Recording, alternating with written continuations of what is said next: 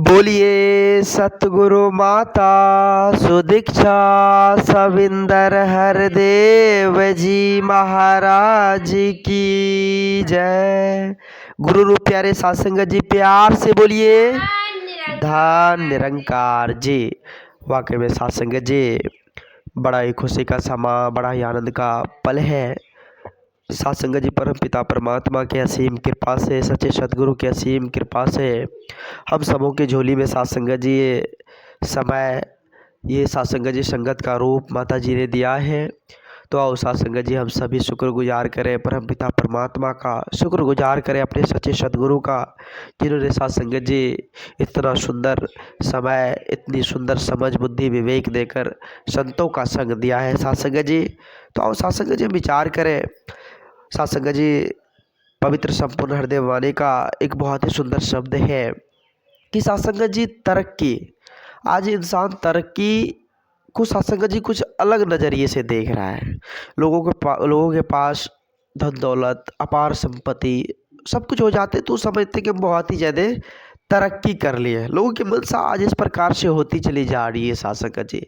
लेकिन साध संगत जी असली तरक्की क्या है, ये साध संगत जी बाबा जी हमें समझाते हैं। बाबा जी कहते हैं साध संगत जी पवित्र संपूर्ण हृदय वाणी में कि सच्ची वही तरक्की है जब सचमुच इंसान बन जाए।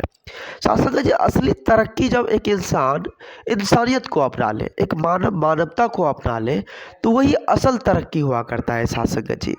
साध संगत जी जो जद एक दूसरे के काम आए, जो एक दूसरे के सहारे बने, असल तरक्की वही हुआ करता है साध संगत जी।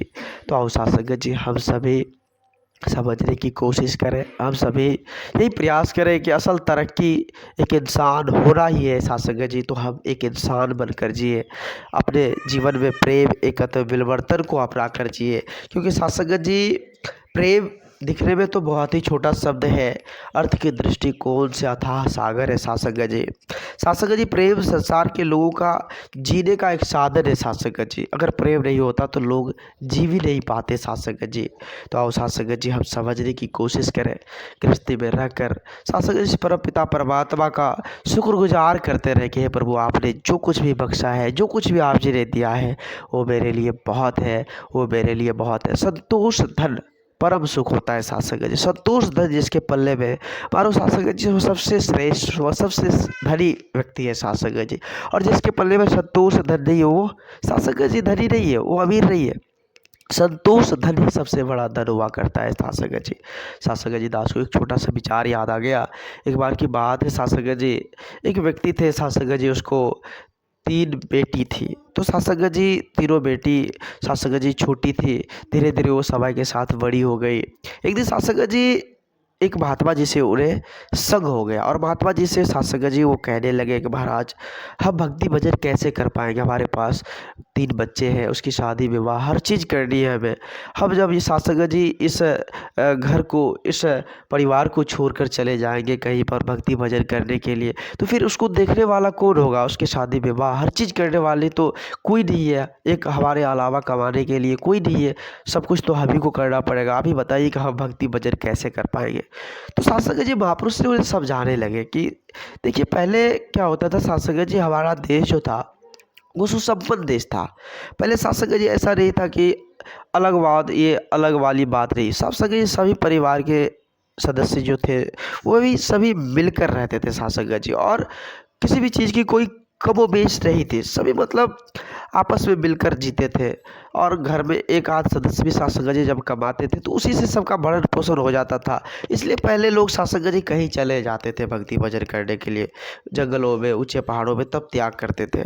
लेकिन आज देखिए साध संगत जी कि घर के सारे सदस्य मिलकर भी अगर काम करते हैं तो साध संगत जी घर में कमोबेश हो जाती है, घर के साधन नहीं जुटा पाते। आज ऐसी स्थिति परिस्थिति, तो कहने का भाव है साध संगत जी की जरूरी नहीं है कि हम घर परिवार को त्याग दें फिर जाकर ही भक्ति होगी, ऐसी बात महापुरुष नहीं कहते साध संगत जी। हमें गृहस्थी में रहकर भक्ति करनी है साध संगत जी, गृहस्थी में रहकर अपने परिवार के साथ रहकर भक्ति करनी है। ऐसा नहीं है कि हम घर परिवार को त्याग दें फिर जाकर भक्ति करें, कोई ऐसा वेशधारी बना ले फिर जाकर भक्ति करें, नहीं साध संगत जी। संत महापुरुष ऐसा संदेश हम इंसानों को नहीं देते हैं। आओ साध संगत जी हम समझने की कोशिश करें।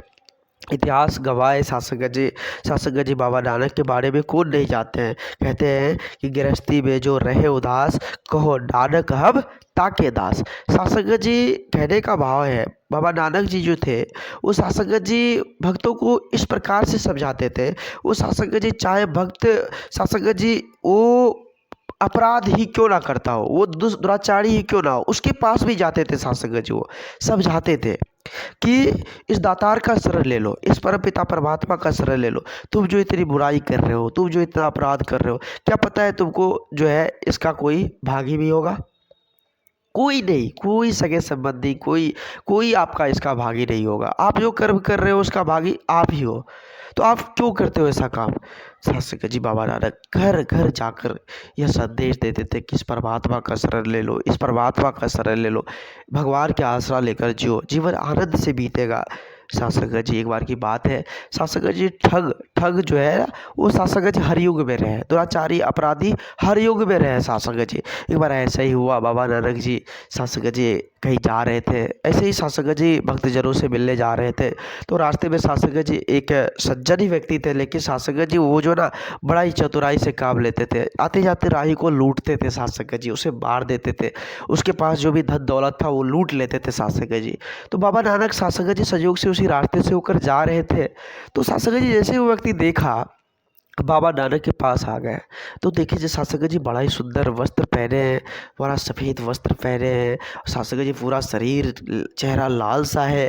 तो उन्हें ये लगा कि ये बहुत अमीर व्यक्ति है, इसके पास ज़रूर धन होगा, आज इसका धन हम लूट के ही रहेंगे। तो शासक जी जैसे ही बाबा नानक के पास गए तो बोले कि आप जितने भी आपके पास धन है वो सभी धन आप हमें दे दो, नहीं तो आपको हम जान से मार देंगे। आप आपके पास जितना भी धन है वो आप हमें दे दो। तो शासक जी बाबा नानक साहब जी बोले कि हाँ मेरे पास तो धन है, यह धन तुम हम जब चाहेंगे तभी तुम ले सकते हो, ऐसे नहीं तुमको मिलने वाला है। यदि तुम्हें धन चाहिए तो मैं तुम्हें खुद अगर दूंगा तो ही मिलने वाला, अगर हम चाहेंगे नहीं तो नहीं मिलने वाला है। तुम उसको ग्रहण नहीं कर सकते हो ऐसे बिना मर्जी का। तो शासक जी फिर धीरे धीरे उन्हें समझाने लगे कि आप जो ये कर्म कर रहे हो, आप इतने जो अपराध कर रहे हो, क्या आप जानते हो कि आप का ये जो अपराध, ये जो पाप कर्म कर रहे हो इसका भागी कोई होगा, कोई नहीं होने वाला है। आपके बच्चे हैं, आपके मित्र हैं, आपके दोस्त हैं, जिसके लिए आप ये काम कर रहे हो वो कोई भागीदारी नहीं है, आपको ही कर्म का फल भोगना पड़ेगा। आप क्यों कर रहे हो। तो शासक जी वो धीरे धीरे बात को बोल रहे थे। तो फिर वो सज्जन पूछने लगे कि आपके पास जो धन है महाराज वो तो हमें दे दीजिए, कौन सा धन है, आप जो कह रहे थे कि यदि आप खुद देंगे तो ही मैं ले सकता हूँ, वो धन आप फिर हमें दीजिए।